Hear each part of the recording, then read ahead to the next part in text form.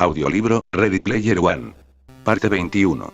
Nivel 0020. Mi avatar se materializó lentamente frente al panel de control de mi centro de mando, el mismo lugar donde me encontraba la noche antes, inmerso en mi ritual nocturno, que consistía en mirar fijamente los versos de la cuarteta, tan fijamente que me había quedado dormido y el sistema se había desactivado solo. Llevaba ya casi 6 meses concentrado en aquella maldita rima y todavía no había sido capaz de descifrarla. Nadie lo había hecho. Todo el mundo tenía sus teorías, claro, pero la llave de Jade seguía oculta y las primeras posiciones de la tabla se mantenían inalteradas. Mi centro de mando estaba situado en el interior de una cúpula blindada e incrustada bajo la superficie rocosa de mi propio asteroide. Desde allí disfrutaba de una vista de 360 grados de los cráteres que conformaban el paisaje y se perdían en el horizonte, en todas direcciones. El resto de mi fortaleza se encontraba bajo tierra, en un vasto complejo subterráneo que descendía hasta el núcleo mismo del asteroide. Lo había configurado yo, poco después de trasladarme a Columbus. Mi avatar necesitaba un refugio fortificado y como no quería vecinos, había adquirido el planetoide más barato que había encontrado. Ese asteroide pequeño y desolado que se encontraba en el sector 14. Su designación oficial era S14A316, pero yo lo llamaba Falco, como el rapero austríaco. No es que fuera un gran fan de Falco, pero me gustaba el sonido de aquel nombre. Aunque su superficie ocupaba apenas unos pocos kilómetros cuadrados, me había costado bastante caro. Pero había merecido la pena el gasto. Cuando poseías tu propio mundo, podías construir lo que quisieras en él. Y nadie podía visitarte a menos que tú autorizaras el acceso, cosa que yo no hacía con nadie. Mi fortaleza era mi refugio dentro de Oasis. El santuario de mi avatar. El único lugar en toda la simulación donde estaba verdaderamente a salvo. Tan pronto como se hubo completado la secuencia de inicio, apareció en el visualizador una ventana que me informaba de que ese era día de elecciones. Como ya tenía 18 años, podía votar. Y podía hacerlo tanto en las elecciones que tenían lugar en Oasis, como en las que servirían para escoger a cargos del gobierno de Estados Unidos. A mí las elecciones no me importaban lo más mínimo. No les veía sentido. Del gran país de antaño en el que yo había nacido solo quedaba el nombre. No importaba quién lo gobernara. Eran personas que se dedicaban a cambiar de asientos en la cubierta del Titanic, y todo el mundo lo sabía. Además, la gente ya podía votar desde casa, vía Oasis. Las únicas personas que podían salir elegidas eran estrellas de cine, personajes de reality shows o telepredicadores radicales. En las elecciones de Oasis sí me molesté en votar, porque sus resultados me afectaban. El proceso me llevó apenas unos minutos, porque ya estaba familiarizado con los principales asuntos que GSS sometía a votación. En aquellas elecciones, además, también se escogía al presidente y al vicepresidente del Consejo de Usuarios de Oasis y para mí, la decisión no resultaba difícil. Como la mayoría de los Bunters, voté a favor de reelegir a Cory Doctorow y Will Wheaton una vez más. No había límite de legislaturas y aquellos dos ancianos llevaban más de 10 años protegiendo como nadie los derechos de los usuarios. Después de votar, ajusté ligeramente la silla áptica y estudié la consola de mandos que tenía frente a mí. Estaba llena de clavijas, botones, teclas, pulsadores y pantallas. Una tira de monitores de seguridad, a mi izquierda, mostraba lo que transmitían las cámaras virtuales repartidas por el interior y el exterior de mi fortaleza. A mi derecha, otras tantas me permitían ver mis informativos y vídeos de entretenimiento preferidos. Entre ellos, los que emitía mi propio canal, Parcival TV. El canal que emite mierdas raras y eclécticas 24 horas al día, 7 días a la semana, 365 días al año. Se trataba de algo nuevo. GSS había añadido una innovadora función a todas las cuentas de usuarios de Oasis. El CPO, es decir, el canal personal de Oasis para la emisión de vídeos, con el que, por una cuota mensual, todo el mundo podía tener su propio canal de televisión. Los usuarios conectados a la simulación podían entrar en ella y ver los CPO de los usuarios del mundo entero. Lo que cada cual emitía en su canal y las personas autorizadas a verlo, eran decisión del dueño de la cadena. La mayoría de los usuarios optaba por disponer de un canal voyeur, que equivalía a ser la estrella de tu propio reality show las 24 horas del día. En ese caso, unas cámaras virtuales seguían a los avatares por Oasis, y transmitían sus actividades diarias. Podía limitarse el acceso al canal de modo que solo los amigos pudieran verlo o cobrar por entrar en el CPO. Muchos famosillos y actores porno lo hacían y vendían sus vidas virtuales a tanto el minuto. También había gente que usaba su CPO para emitir imágenes en directo de sí mismos en el mundo real, de su perro, o de sus hijos. Algunos solo programaban dibujos animados antiguos. Las posibilidades eran infinitas y la variedad de material disponible parecía crecer y sofisticarse con el paso de los días. 24 horas al día de vídeos para fetichistas del pie emitidos en países de la Europa Oriental. Porno amateur donde aparecían unas pervertidas madres de familia futbolistas residentes en Minnesota. Lo que quisieras. Todas las rarezas que la mente humana fuera capaz de concebir se grababan y se emitían online. El inmenso descampado de la programación televisiva había alcanzado al fin su cenit y las personas corrientes ya no estaban limitadas a 15 minutos de fama. En ese momento, podían salir por la tele todos los días en cualquier ocasión, independientemente de que los mirara a alguien o no. Parcival TV no era un canal voyeur. En realidad, el rostro de mi avatar no aparecía nunca. Lo que yo hacía era programar una selección de series clásicas de los 80, anuncios antiguos, dibujos animados, videoclips y películas. Muchas películas.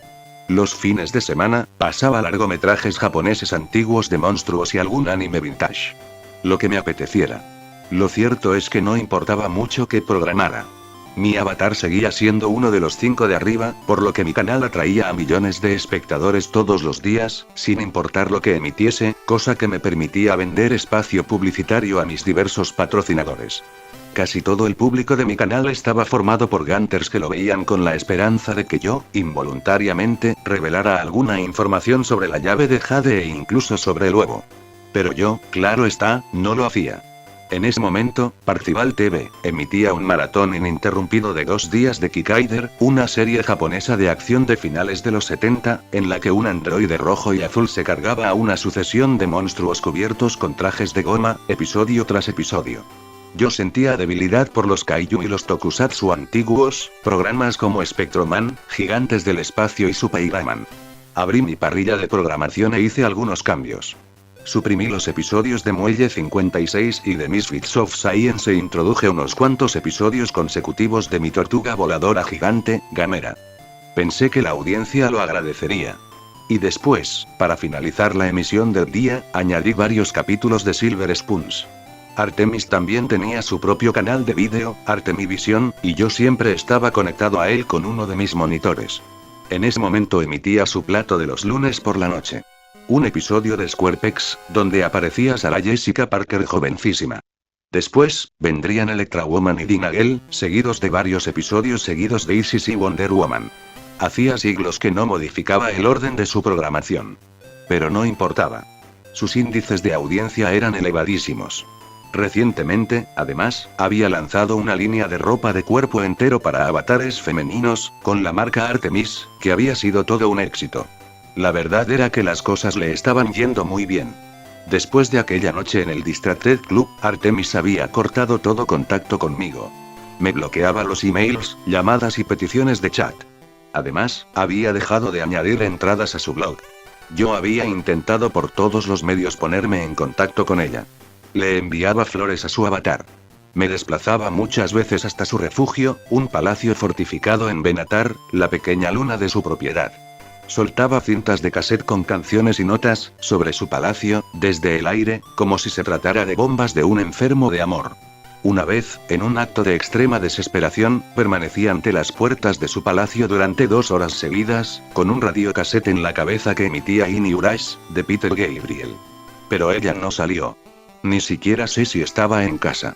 Llevaba ya más de 5 meses viviendo en Columbus y hacía 8 largas y agónicas semanas que no hablaba con Artemis. Sin embargo, no me había dedicado a lloriquear ni a compadecerme de mí mismo durante ese tiempo. Bueno, no me había dedicado solo a eso. Había intentado disfrutar de mi nueva vida, de gunter viajero mundialmente famoso. A pesar de haber llevado mi avatar a su máxima potencia, seguía adelante con la búsqueda y añadía, a mi ya impresionante colección de armamento, objetos mágicos y vehículos, que guardaba en una cámara acorazada oculta en el corazón de mi fortaleza. Las misiones me mantenían ocupado y me servían de distracción en mi estado de soledad y aislamiento, que cada vez sentía con más intensidad. Después de que Artemis me dejara, intenté retomar el contacto con H, pero las cosas ya no eran como antes. Nos habíamos distanciado y yo sabía que era culpa mía. Nuestras conversaciones se movían entre la reserva y la cautela, como si los dos temiéramos revelar algo que el otro pudiera usar en su beneficio. Se notaba que ya no confiaba en mí. Y si yo me había obsesionado con Artemis, él parecía obsesionado con ser el primer Gunter en encontrar la llave de Jade. Pero hacía ya casi un año que habíamos franqueado la primera puerta y la ubicación de la llave de Jade seguía siendo un misterio. Llevaba prácticamente un mes sin comunicarme con H. Nuestra última conversación había degenerado en un concurso de gritos que terminó cuando yo le recordé que él no habría encontrado siquiera la llave de cobre si yo no lo hubiera conducido directamente hasta ella. Él me miró fijamente un segundo antes de desconectarse de la sala de chat. Testarudo y orgulloso, yo me había negado a llamarlo en ese mismo momento para disculparme y entonces me parecía que había pasado demasiado tiempo. Sí. Estaba en racha. En menos de 6 meses había logrado cargarme las 2 amistades que más me importaban. Entré en el canal de televisión de H, que él había bautizado como H-Fit. En ese momento emitía un combate de lucha de finales de los 80 entre Hulk Hogan y André el Gigante. Ni me molesté en ver qué pasaban en el canal de Daito y Shoto, porque sabía que sería alguna película antigua de samuráis. No programaban otra cosa. Pocos meses después de nuestro tenso primer encuentro en el sótano de H, había logrado establecer cierta amistad con ellos cuando los 3 formamos equipo para completar una extensa misión en el sector 22. La idea había sido mía. No me gustaba que las cosas hubieran terminado de aquel modo la primera vez y esperé a que se me presentara la ocasión de tenderles la rama de olivo a los 2 samuráis. Y la ocasión se presentó cuando descubrí la existencia de una misión de alto nivel llamada Shodai Ultraman, en el planeta Tokusatsu. La fecha de creación que figuraba en los créditos indicaba que había sido lanzada varios años después de la muerte de Halliday, lo que implicaba que no podía tener nada que ver con el concurso. Además, se trataba de una misión en japonés creada por la división que GSS tenía en Hokkaido.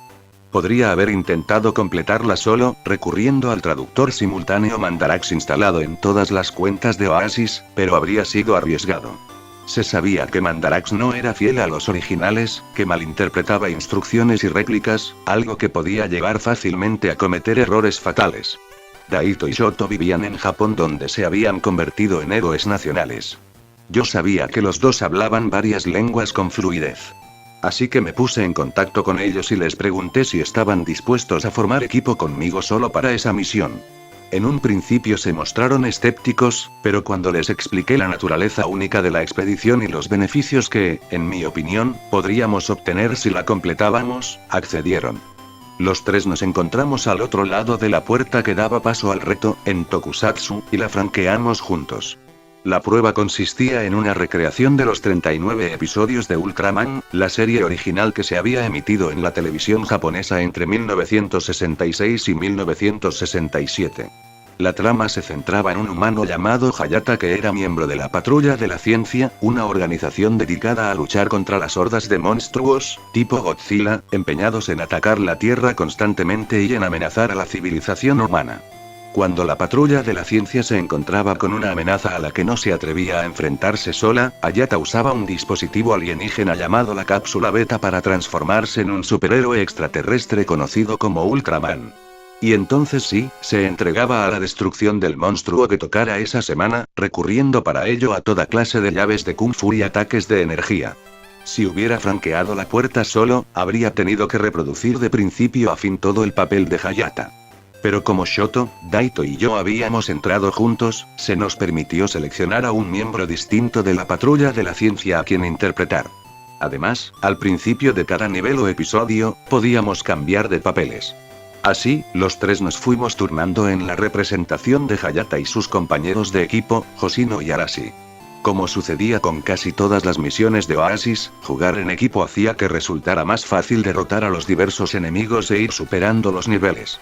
Tardamos una semana entera jugando, en ocasiones, más de 16 horas diarias, antes de completar los 39 niveles y superar la prueba. Al salir por la puerta, nos entregaron un montón de puntos de experiencia y varios miles de créditos. Pero el verdadero premio por completar la misión fue un artefacto increíblemente difícil de encontrar. La cápsula beta de Hayata. El pequeño cilindro metálico permitía al avatar transformarse en Ultraman una vez al día, durante un máximo de 3 minutos. Como éramos 3, debatimos quién debía quedársela. Debería ser para Parcival. Había dicho Shoto, volviéndose hacia su hermano mayor. Daito, claro está, se había mostrado en desacuerdo.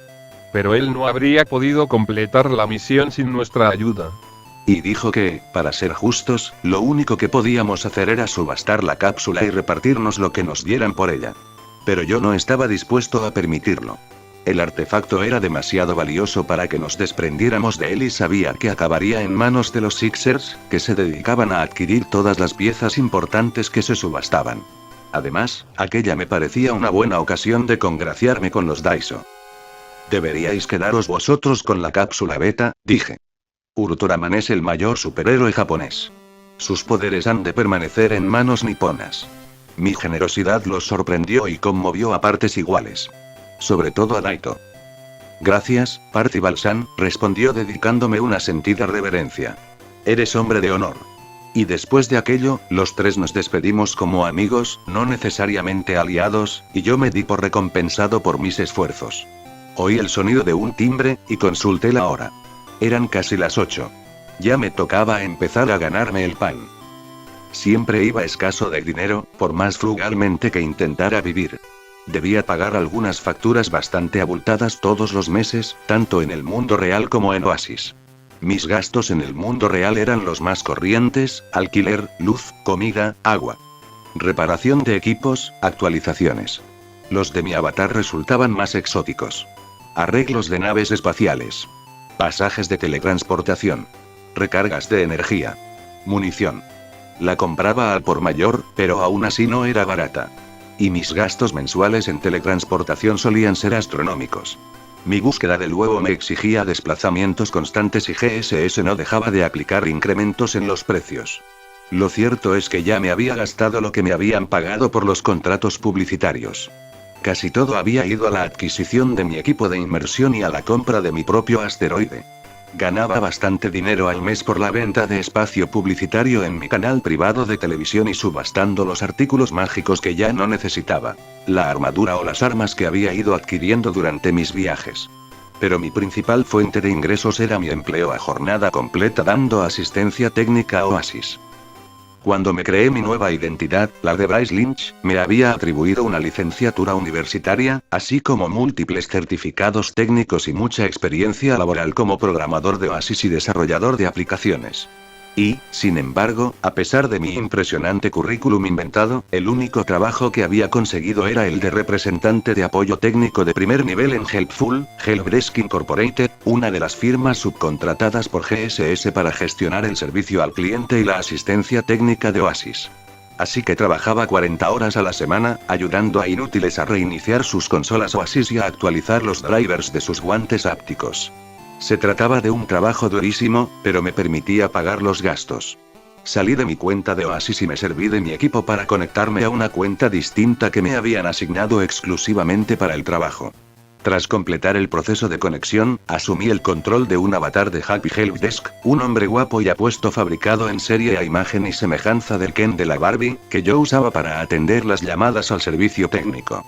Ese avatar aparecía en medio de un inmenso centro de atención telefónica virtual, instalado en el interior de un cubículo virtual, delante de un ordenador virtual, equipado con unos auriculares virtuales.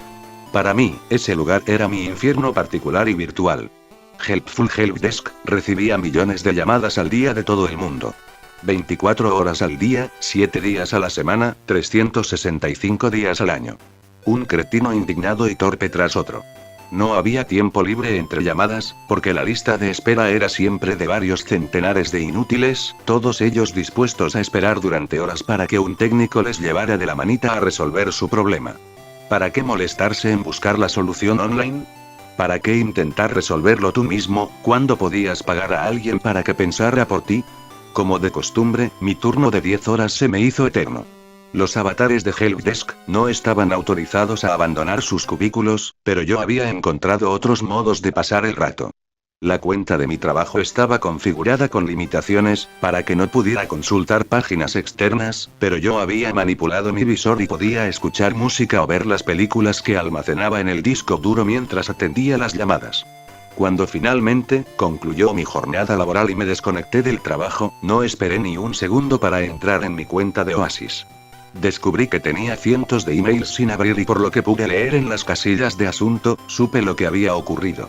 Artemis había encontrado la llave de Jade.